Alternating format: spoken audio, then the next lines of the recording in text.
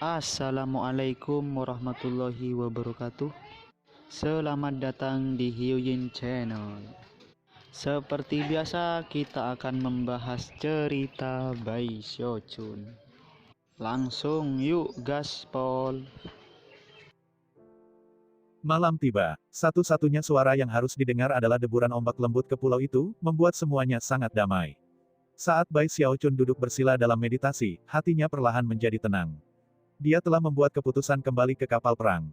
Perjalanannya ke Pulau Heavenspan adalah untuk mendapatkan pil umur panjang, memastikan bahwa Hou Xiaomei aman, dan juga untuk mencari tahu mengapa ia begitu terobsesi dengan Du Lingfei. Dia tidak duduk mengenang masa lalu. Dia hanya menunggu dengan tenang. Tekanan yang sama dari sebelumnya membebani pulau itu, dan nyatanya, tidak adanya suara selain ombak membuat tekanan itu tampak semakin kuat. Akibatnya, semua pengunjung merasa lebih kagum dan takut daripada sebelumnya. Perasaan seperti itu lebih kuat di antara mereka yang memiliki basis kultivasi yang lebih tinggi, alasannya adalah bahwa mereka dapat merasakan dengan lebih jelas aura yang mengacaukan basis kultivasi mereka dan membuat pikiran mereka terguncang. Aura itu bisa menghancurkan mereka dari keberadaan semaunya. Itu adalah aura yang paling penting, jenis yang bahkan tidak bisa terancam oleh surga. Faktanya, surga bahkan tampak siap untuk tunduk pada sumber aura itu. Sebuah aura seperti itu, sesuatu yang benar-benar mendominasi dan meningkat, hanya bisa dimiliki oleh satu orang di alam Heavenspan, surgawi. Pengetahuan itu membuat para pembudidaya empat sungai bahkan lebih antusias dari sebelumnya. Gagasan belaka untuk menjadi murid surgawi sangat menggairahkan. Bahkan para dewa pun tidak bisa mengendalikan emosi mereka. Bagaimanapun, peraturan itu tidak menetapkan bahwa hanya pembudidaya Naschen Sol yang bisa memenangkan kesempatan untuk menjadi magang. Satu-satunya kualifikasi adalah menjadi orang pertama yang muncul dari persidangan dengan api. Meskipun tingkat basis kultivasi seseorang bisa memainkan itu, keberuntungan adalah faktor yang lebih besar. Dan oleh karena itu, walaupun para dewa memiliki keuntungan, keuntungan itu hanya akan membantu mereka sampai batas tertentu. Ketika malam semakin gelap, sebagian besar pembudidaya yang berkunjung tenggelam ke dalam trans ketika mereka berlatih kultivasi. Tidak ada yang meninggalkan tempat tinggal mereka. Bukannya mereka tidak mau, mereka tidak berani melakukannya. Du Lingfei tidak hanya menawarkan peringatan miliknya, tetapi tekanan yang membebani menegaskan bahwa hanya seseorang yang ingin bunuh diri yang akan pergi ke tempat terbuka. Bai Xiaochun membuat keputusan yang sama, dan hanya duduk menunggu. Larut malam dia membuka matanya dan melihat ke pintu depan. Pada saat yang hampir bersamaan, suara memikat masuk dari luar. Bolehkah saya masuk? Hanya satu kalimat yang diucapkan, tidak ada yang lain. Bai Xiaochun mengirim akal surgawi ke pintu, dan bisa melihat Du Lingfei berdiri di luar. Dia tidak berpakaian seperti pada siang hari. Dia mengenakan gaun putih yang tidak mencolok seperti pakaian sebelumnya, dan membuatnya tampak seperti dia telah kembali pada hari-hari Sekte Stream Roh. Itu memberi Bai Xiaochun jeda untuk berpikir. Sesaat kemudian, dia melambaikan tangannya, dan pintu terbuka, memperlihatkan Du Lingfei berdiri di sana dengan senyum di wajahnya. Tatapan mereka bertemu. Mereka adalah orang yang sama dengan mereka bertahun-tahun yang lalu. Namun, pada kesempatan ini, Bai Xiaochun memilih untuk tidak memanggilnya Bu. Sudah lama, katanya. Ketika dia melihat bahwa Bai Xiaochun tidak cenderung mengatakan apapun sebagai tanggapan, dia tertawa pelan dan kemudian berjalan masuk. Sambil menyelipkan seutas helai rambut di telinganya, dia berkata, "Mengapa kamu tidak mengatakan apa-apa?" Saat cahaya bulan jatuh ke arahnya dari atas, itu membuatnya tampak sehalus giok halus. Ada sesuatu yang indah, murni, dan suci tentang dirinya. Ketika Bai Xiaochun menangkap aroma parfumnya, jantungnya mulai berdetak sedikit lebih cepat. Setelah ragu-ragu sejenak, dia memutuskan untuk mengatakan yang sebenarnya. Aku tidak tahu harus berkata apa. Melihat bahwa dia masih duduk, dia duduk bersila di depannya dan meletakkan tangannya di atas lututnya.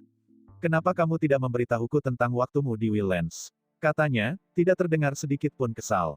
Dia menarik napas, dan mencium aroma parfumnya lagi.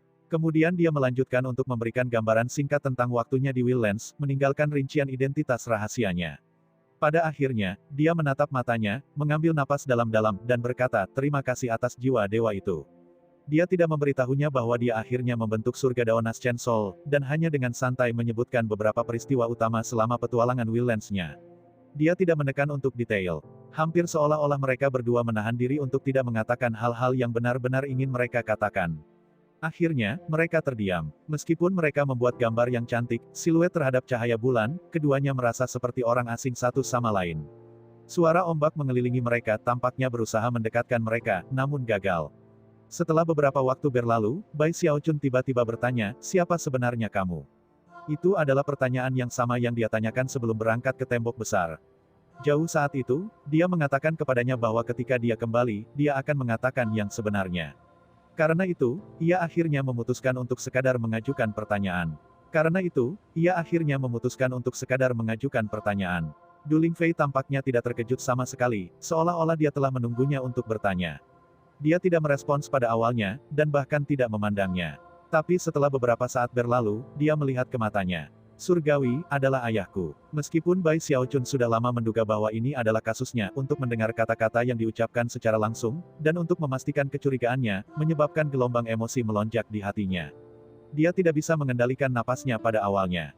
Terlepas dari kenyataan bahwa ia telah mempertimbangkan kemungkinan itu, sekarang setelah ia mengetahui kebenaran ada banyak hal yang tiba-tiba masuk akal.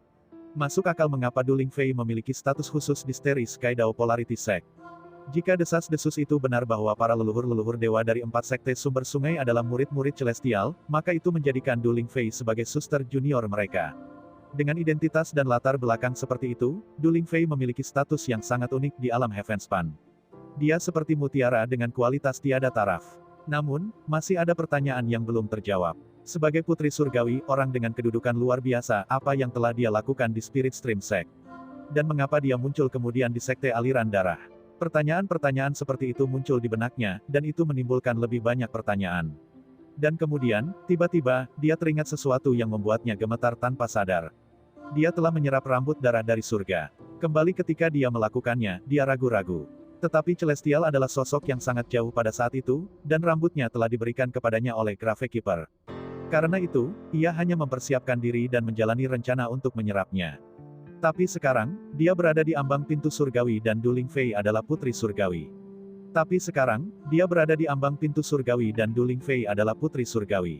Aku mengerti, pikirnya. Sekarang masuk akal mengapa Patriark setengah dewa dari langit berbintang Dao Sekte Polaritas hanya membiarkan saya pergi dengan peringatan ketika saya menyebabkan begitu banyak masalah dengan pil saya meramu. Menenangkan pikirannya, dia bertanya, apakah Anda mengatur agar Hou Xiaomei dibawa ke sini? Dia sebenarnya tidak menjawab pertanyaannya secara langsung. Dia hanya menatapnya dan tersenyum, sama seperti dia kembali di pegunungan Luoxian. Dia bangkit, berjalan, dan menatap pakaiannya seperti layaknya seorang istri. Kedekatannya membuat aroma parfumnya semakin kuat dan menyebabkan jantungnya berdetak lebih cepat. Setelah merapikan jubahnya, dia menatap matanya, emosi campur aduk dalam dirinya sendiri. Segera, Bai Xiaochun bisa merasakan bahwa hidupnya tidak bahagia dan riang seperti yang diharapkan mengingat siapa dia. Bahkan, dia tampak kelelahan, dan bahkan sedih. Cara dia memandangnya mengeruk ingatan dari masa lalu yang tiba-tiba menyebabkan dia mengalaminya seperti dulu. Dia menggigil ketika ingatannya sendiri melampaui pikirannya. Sesaat berlalu, dan kemudian dia membungkuk meletakkan bibirnya tepat di sebelah telinganya, dan berbicara dengan suara paling pelan. Xiaochun, hati-hati, dari Hou Xiaomei. Dengan itu, dia menatap matanya sekali lagi, lalu berbalik dan menghilang ke udara. Saat kata-kata Du Lingfei terdengar di telinganya, Bai Xiaochun tiba-tiba menjadi sedikit kaku. Memutar kepalanya, dia melihat ke arah di mana dia baru saja menghilang. Terlepas dari kenyataan bahwa dia telah menggunakan kekuatan Pulau Heavenspan untuk memudar, dia masih bisa melihat bayangan samar sosoknya. Dia merasa ingin mengejarnya untuk bertanya lebih banyak, tetapi sebelum dia bisa, dia memasuki kedalaman pulau. Apa yang dia maksud dengan itu? Aku seharusnya berhati-hati dengan Hou Xiaomei. Semakin dia memikirkannya, semakin mencurigakan. Selain itu, dia tidak bisa memastikan apakah dia tulus atau tidak.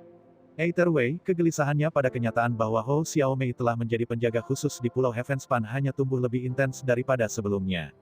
Mengapa saya harus berhati-hati dengan Hou Xiaomei? Dia berpikir kembali ketika dia melihatnya sebelumnya hari itu, dan dari apa yang dia ingat, dia tidak tampak berbeda dari dia di masa lalu. Dan kebahagiaan di matanya ketika dia melihatnya tampak nyata. Namun, dia tidak bisa berhenti memikirkan apa yang baru saja dikatakan Du Lingfei. Saat dia melakukannya, kekesalannya tumbuh. Yang benar adalah bahwa, sepanjang waktu dia berada di Pulau Heavenspan sejauh ini, dia merasa tidak nyaman. Setelah berpikir lagi, dia menghela nafas. Hal terbaik yang harus dilakukan adalah mencari kesempatan untuk berbicara dengan Hou Xiaomei. Bahkan ketika dia memikirkan hal-hal seperti itu, ekspresinya berkedip dan dia mendongak. Beberapa saat kemudian, dia melihat seberkas cahaya melesat menembus kegelapan ke arahnya. Itu berhenti di luar kediamannya, menyatu dalam bentuk seseorang yang berbicara dengan suara sentimental yang manis. Big Bro Xiaochun. Itu tidak lain adalah Hou Xiaomei. Dia mengenakan pakaian merah panjang yang sama yang dia kenakan sebelumnya pada hari itu. Dia cantik, wajahnya yang biasanya cerah dengan sukacita, dan matanya berbinar gembira. Melihat Hou Xiaomei menyebabkan hal-hal yang baru saja dikatakan Du Lingfei, dan kecurigaan yang timbul di dalam hatinya, menghilang untuk saat ini. Hou Xiaomei tampak persis seperti sebelumnya, dan sama seperti yang diingatnya dari masa lalu. Ini adalah gadis yang sama yang telah menempel begitu dekat dengannya di masa-masa awalnya di Spirit Stream Sect. Dia adalah Xiaomei, dan dia benar-benar seperti gadis yang sempurna di sebelah. Berbeda sekali dengan reaksi muramnya ketika melihat Du Lingfei, Bai Xiaochun bangkit dan dengan penuh semangat melemparkan tangannya lebar-lebar. Berkedip, dia tersenyum nakal dan berkata, "Lama tidak bertemu, Xiaomei. Ayo datang, peluk kakek Xiaochunmu." Semburan cahaya sukacita yang menutupi wajahnya langsung berubah menjadi merah tua. Kemudian dia memelototinya dengan marah, namun, pada saat yang sama, bergegas dan memeluknya, mengubur wajahnya di lehernya. Pada awalnya, dia tidak memeluknya dengan sangat keras, tetapi seiring waktu berlalu, dan dia berpikir kembali betapa kesepiannya dia sejak datang ke pulau itu, cengkeramannya semakin erat, seolah-olah dia tidak ingin membiarkan dia pergi. Ketika dia merasakan betapa eratnya dia memeluknya, senyum jahatnya memudar menjadi kasih sayang yang lembut. Dia memeluknya, membelai rambut hitam panjangnya, dan menarik napas dalam-dalam. Dia berbau sangat berbeda dari Du Lingfei. Dia tiba-tiba teringat kembali saat pertama kali memandang Hou Xiaomei. Dia adalah gadis pertama yang benar-benar menarik perhatiannya, meskipun dia selalu bingung tentang bagaimana perasaannya terhadapnya. Yang dia tahu hanya saat itu, dia yakin dia menyukainya, meskipun dia tidak tahu mengapa. Selama bertahun-tahun dia mengenalnya, dia telah melihat tindakannya seperti cabai di sekitar orang lain, tetapi menarik baginya. Itu selalu membuatnya merasa sangat baik tentang dirinya sendiri. Saat dia memegang Hou Xiaomei, dia sampai pada kesimpulan bahwa tidak ada yang luar biasa dalam dirinya. Dia tidak berubah. Dia persis seperti sebelumnya. Ketika dia berbaring bersandar di pelukannya, dia bergumam, "Kakak Xiaochun, setelah bertahun-tahun berlalu, saya tidak yakin apakah Anda akan mengingat saya." Suasana hatinya sudah mulai tenggelam. Bai Xiaochun dengan cepat duduk bersamanya dan mulai menceritakan kisahnya tentang Will Lens. Dia tidak membahas semua detail, hanya beberapa bagian yang paling menarik. Segera, suasana hati Hou Xiaomei membaik, dan dia bahkan mulai tertawa. Menutupi senyumnya dengan tangannya, dia berkata, "Ayo. Tidak mungkin kamu memerintah Deva." Ketika Bai Xiaochun menyadari bahwa dia tidak percaya padanya, dia menyerah begitu rendah hati. Melotot padanya, dia memukul dadanya dan berkata, "Itu bukan apa-apa. Seorang setengah dewa memberi saya putrinya menikah. Semua bangsawan dan aristokrasi di Ark Emperor dinasti takut padaku." Hou Xiaomei tertawa. "Baiklah, baiklah. Aku percaya kamu. Saya lakukan, oke. Anda benar-benar hebat. Kakakku Xiaochun adalah orang yang paling hebat di bawah langit." Ketika Bai Xiaochun mendengar tawanya dan melihat sinar di matanya, jantungnya tiba-tiba mulai berdetak kencang, dan dia menyadari bahwa dia telah salah. Hou Xiaomei telah berubah. Ketidakdewasaannya hilang, digantikan oleh pesona dan karisma tertentu. "Lain Vixen," Bai Xiaochun berseru dalam hati. "Bagaimana mungkin aku belum pernah melihatnya sebelumnya?" Menelan keras, dia merenungkan bagaimana Hou Xiaomei mungkin benar-benar melebihi Song Junwan. Namun, fakta bahwa jantungnya mulai berdetak kencang hanya karena dia menatapnya sebenarnya agak memalukan. Bersihkan tenggorokannya, dia memutuskan untuk mengganti topik pembicaraan, dan bertanya pada Hou Xiaomei tentang bagaimana dia akhirnya dipilih untuk pergi ke Pulau Heavenspan. Namun, fakta bahwa jantungnya mulai berdetak kencang hanya karena dia menatapnya sebenarnya agak memalukan. Bersihkan tenggorokannya, dia memutuskan untuk mengganti topik pembicaraan, dan bertanya pada Hou Xiaomei tentang bagaimana dia akhirnya dipilih untuk pergi ke Pulau Heavenspan. Dia segera mendengus kesal. "Apa, kamu pikir aku Song Junwan atau apalah? Krone tua itu telah merencanakan selama bertahun-tahun untuk menangkapmu, Seder. Xiaochun, dia mungkin telah menunjukkan untuk merawatku, tapi dia menggunakan statusnya sebagai pemimpin dari Middle Peak Division Blood Peak untuk mengalahkanku berulang kali." "Apa?" Bai Xiaochun berkata dengan kaget. Dia tidak bisa membayangkan Song Junwan menjadi orang seperti itu, dan bahkan membuka mulutnya untuk mencoba menjelaskan. Namun, Hou Xiaomei tampaknya menyadari apa yang akan dia lakukan, dan terus berbicara sebelum dia bisa. "Kakak Xiaochun, Anda benar-benar tidak tahu. Perempuan tua Song Junwan selalu memamerkan setiap kesempatan yang bisa dia dapatkan. Aku bahkan tidak tahan berbicara dengannya. Sejauh yang dia khawatirkan, aku hanya jengkel. Kembali ke kompetisi untuk datang ke sini, dia dan aku bertarung di semifinal. Basis kultivasinya lebih tinggi dari milik saya, dan dia telah memenangkan beberapa kemenangan. Bahkan jika dia kalah dari saya, dia masih akan memiliki kesempatan untuk melanjutkan. Tapi itu adalah kesempatan terakhir saya. Jika saya kalah, maka saya akan keluar. Bisakah Anda percaya bahwa dia tidak menunjukkan belas kasihan sedikit pun? Saya bahkan menjelaskan semuanya kepadanya, dan dia masih memukuli saya. Semakin banyak Hou Xiaomei berbicara, semakin marah dia. Syukurlah, penatua yang bertanggung jawab dari Pulau Heavenspan melihat sesuatu yang istimewa dalam diriku, sesuatu yang membuatku cocok dengan kemampuan surgawi Pulau Heavenspan. Itulah satu-satunya alasan bahwa pada akhirnya, saya dipilih, dan nenek tua itu tidak. Saat Hou Xiaomei mengatakan semua tuduhannya terhadap Song Junwan, kepala Bai Xiaochun mulai membengkak. Dari apa yang bisa dia katakan, Song Junwan dan Hou Xiaomei tidak bisa melihat satu sama lain. Dan rupanya, itu semua berasal dari zaman Sekte Roh dan Darah, setelah perang terjadi dan mereka berdua membantu merawatnya kembali ke kesehatan. Dia tiba-tiba teringat bagaimana mereka berdua bisa membuatkan obat untuknya, dan kemudian mengamati dengan cermat untuk melihat mana yang akan dia pilih. Kemudian hatinya bergetar ketika dia ingat bagaimana, pada satu kesempatan, mereka telah menunggu untuk melihat kaki mana yang akan dia gunakan untuk melangkah keluar dari pintu. Dia tiba-tiba teringat bagaimana mereka berdua bisa membuatkan obat untuknya, dan kemudian mengamati dengan cermat untuk melihat mana yang akan dia pilih. Kemudian hatinya bergetar ketika dia ingat bagaimana, pada satu kesempatan, mereka telah menunggu untuk melihat kaki mana yang akan dia gunakan untuk melangkah keluar dari pintu. Dia dengan cepat mengubah topik pembicaraan, khawatir masalah yang lebih besar dapat muncul jika pembicaraan saat ini berlanjut. Hou Xiaomei senang melihatnya, jadi dia tidak keberatan bahwa dia mengubah topik pembicaraan. Dia duduk di sebelahnya dan dengan lembut memberitahunya tentang beberapa hal menarik dan lucu yang terjadi ketika dia pergi. Dia juga mengatakan kepadanya beberapa hal tentang Pulau Heavenspan. Bai Xiaochun tersenyum, sesekali terengah-engah dalam pujian, dan kadang-kadang melempar beberapa barang miliknya sendiri. Akhirnya, fajar mendekat dan Hou Xiaomei dengan enggan pergi. Segera para pembudidaya dari 4 sungai akan pergi untuk memberikan penghormatan kepada Celestial, sebuah peristiwa penting di mana Hou Xiaomei memiliki tugasnya sendiri untuk dihadiri. Setelah melihat Hou Xiaomei pergi, Bai Xiaochun mengambil napas dalam-dalam dan berpikir kembali ke kunjungannya. Tidak peduli bagaimana dia melihatnya, dia tidak bisa memikirkan apapun yang tampak mencurigakan sama sekali. Bahkan, itu membuatnya curiga dengan kata-kata Du Lingfei. Mengapa dia memberitahuku untuk berhati-hati dengan Hou Xiaomei? Tidak ada pemikiran yang membawa wawasan. Akhirnya, matahari terbit. Saat sinar cahaya pertama menyinari Laut Heavenspan yang keemasan, bunyi bel kuno terdengar di seluruh pulau. Bel berbunyi 7 kali, yang merupakan panggilan bagi para pembudidaya dari 4 sungai untuk pergi melihat surga. Suara bel, ditambah dengan sinar matahari menyilaukan memantulkan air laut keemasan, dibuat untuk pemandangan yang spektakuler. Di tengah-tengah pulau utama, 3 puncak gunung menangkap sinar matahari dan memantulkannya, membuat pemandangan yang sangat menarik. Pada saat yang sama, tekanan diam yang membebani tumbuh lebih kuat. Pada sekitar waktu ini, penjaga khusus yang ditugaskan memimpin kelompok pembudidaya ke pulau utama muncul di luar berbagai tempat tinggal.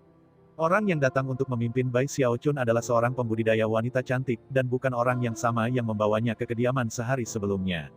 Mustahil untuk mengatakan dari cabang sungai mana dia berasal.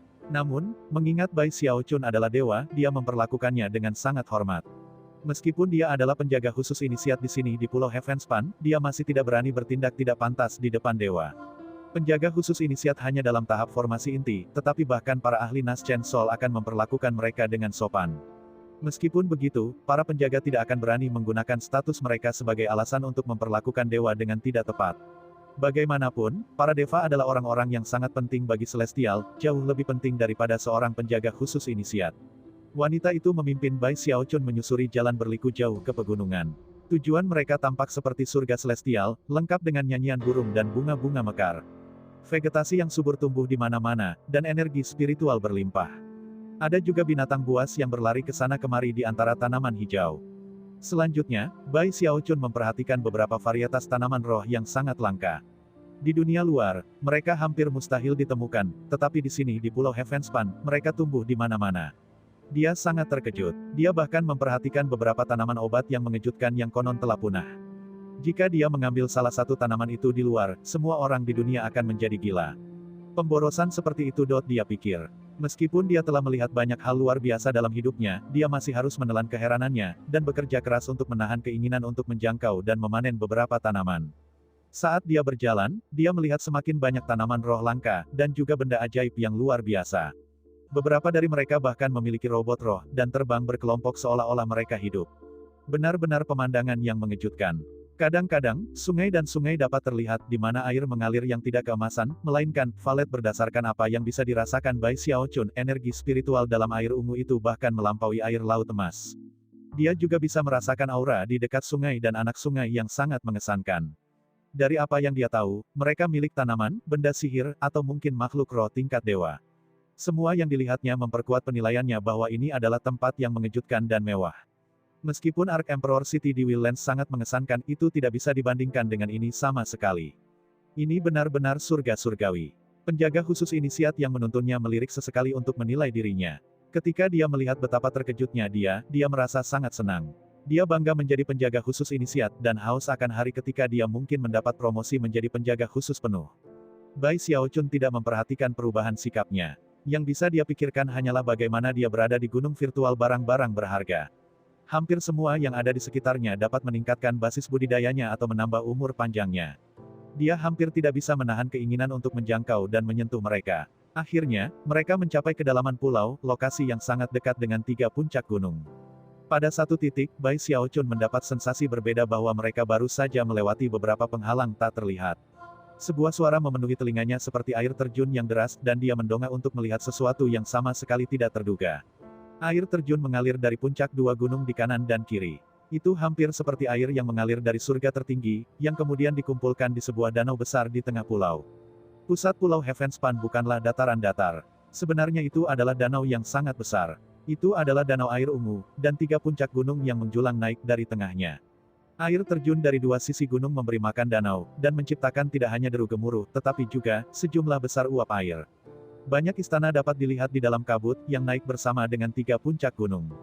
Ada begitu banyak istana mewah yang dibangun di 3 gunung sehingga Bai Xiaochun bahkan tidak bisa menghitung semuanya. Ada patung besar di puncak gunung pusat, yang langsung dikenali Bai Xiaochun. Itu menggambarkan surgawi. Di kaki patung itu adalah istana terbesar dan termegah di seluruh alam Heavenspan. Istana Surgawi. Istana Surgawi. Seluruh area dikenal dengan nama khusus. Istana Dao. Bai Xiaochun benar-benar terguncang. Karena seberapa banyak kabut memenuhi daerah itu, Istana Dao sulit dilihat dengan jelas. Namun, masih mungkin untuk melihat pelayan istana yang tak terhitung jumlahnya dan banyak penjaga khusus, mereka semua berdiri diam dengan tatapan kesombongan bangga di mata mereka. Kultivator perempuan memimpin Bai Xiaochun ke alun-alun besar di tepi danau, tepat di seberang puncak gunung utama. Dari lokasi ini, adalah mungkin untuk melihat ke atas dan melihat patung besar surgawi, yang tampaknya menopang langit. Sudah ada beberapa pembudidaya berkumpul di alun-alun, semuanya menatap patung, mata menyala karena penghormatan. Big Fatty Zhang dan teman-teman Bai Xiaochun yang lain ada di sana, mereka semua tampaknya dipenuhi dengan emosi. Ketika mereka dan pembudidaya lainnya dari sungai Heavenspan Timur memperhatikan Bai Xiaochun, mereka bergegas. Istana Dao adalah istana paling mewah yang pernah kulihat dalam hidupku. Apakah kalian melihat tanaman obat? Saya melihat anggrek Asura abadi dalam perjalanan. Surga, anggrek itu hanya tumbuh di zaman kuno. Seharusnya, jika manusia memakannya, dia akan segera naik ke tahap formasi inti. Tidak ada apa-apa, saya melihat naga berkepala 2. Apa kamu mendengar saya? Seekor naga, dengan 2 kepala. Anda hampir tidak pernah melihat mereka dalam kehidupan nyata. Semua orang sangat bersemangat, dan tidak bisa berhenti berbicara tentang semua yang mereka lihat. Yang benar adalah bahwa Istana Dao benar-benar tempat yang sangat mengejutkan. Yang benar adalah bahwa Istana Dao benar-benar tempat yang sangat mengejutkan. Bai Xiaochun menatap patung besar surgawi, yang sangat mirip manusia. Berdasarkan apa yang dia ingat tentang surgawi, patung ini tampak persis seperti dirinya dalam segala hal. Faktanya, dia memperhatikan bahwa di dahi patung itu ada rambut berwarna merah darah. Dia tiba-tiba menggigil. Pada saat yang sama, dia mendengar suara berbicara keras dari antara para penggarap terdekat dari 9 sekte petir 9 langit. Itu adalah si kembar Master Cloud Lightnings.